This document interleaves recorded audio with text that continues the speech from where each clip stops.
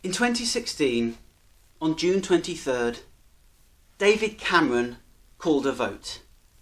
It's no parliamentary secret it didn't work out exactly the way he'd hoped. And I will put my hands up and openly admit I'm in the same boat. I won't try to lie and pretend I saw it coming, because I didn't even consider the end result would be a win for Leave.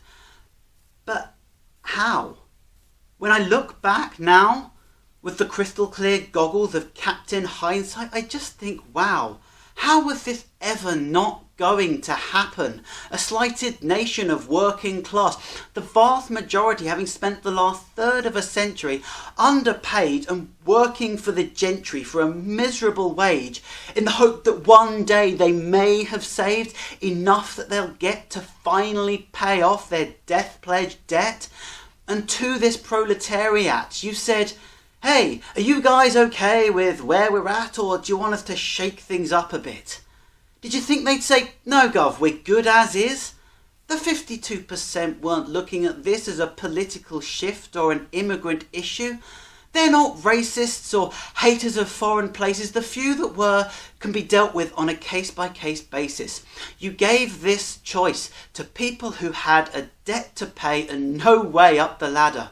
For the first and last time in their life, you gave them power, a voice to demand change, and hoped that their choice would be to keep things the same. I voted to remain, and if I was given my choice again, maybe I'd vote the same way. But maybe I'd say we shouldn't stay under the sway of a nation where we have no say. But if on the 23rd of June you voted to leave, good for you. I know I'm one of the very few Remainers who will say this, and it's taken me ages to calm my rage, but if all you wanted was for things to change, I get it. And I don't have it in me to hate. Because for a while now, Great Britain's not been great. I don't know which way this is going to go. I'm writing this poem and October's just passed. I have no way of knowing what will go down in March. I'll take a guess and say May's not likely to cave to pressure without a fight. She won't want to give up the floor to those who don't want to stay the course and see how it goes. She won't want to let people vote one more time. Because fuck the country, her pride's on the line. Right now in the UK, every day that goes by is taking a step towards the deadline. Every paper's a Brexit headline. There's endless outrage about anything anyone says, pasted proudly across the news, as if one person's misspoken sentences reflects the impressions of half the electorate. I'm not going to try and guess what's ahead. I'll look back instead at the lessons we've been granted, because if we can't, it doesn't matter if we get a second vote. Whether we end up back where we started or agree to depart and it goes as badly as experts have feared, if we don't try to learn something here, 66 million people will have just wasted 2.5 years. 1. It appears if you want to motivate a nation of voters, there's no force greater than making a scapegoat they can escape from. Persuade them their chains are based on one single thing with a simple solution, and a vote for you is a huge revolution. 2.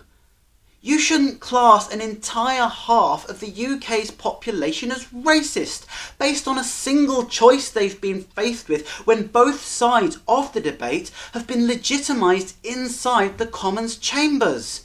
Of course we've got racists in the UK. There are 66 million people. Did you think they were all tip-top chaps? That Britain was somehow better than that? The attacks happened because you told the few that 52% of us agreed with their view. Finally, where has all this got you? Has it done anything but consume your emotions as you put up walls? But what about those who started this all? They've got more fame, power, wealth, while our country divides itself through stress. They continue to progress up society's ladder. We tear each other apart because this shit matters. While the fat cats laugh and keep getting fatter. They count on us holding each other to blame. When are we going to stop playing their game?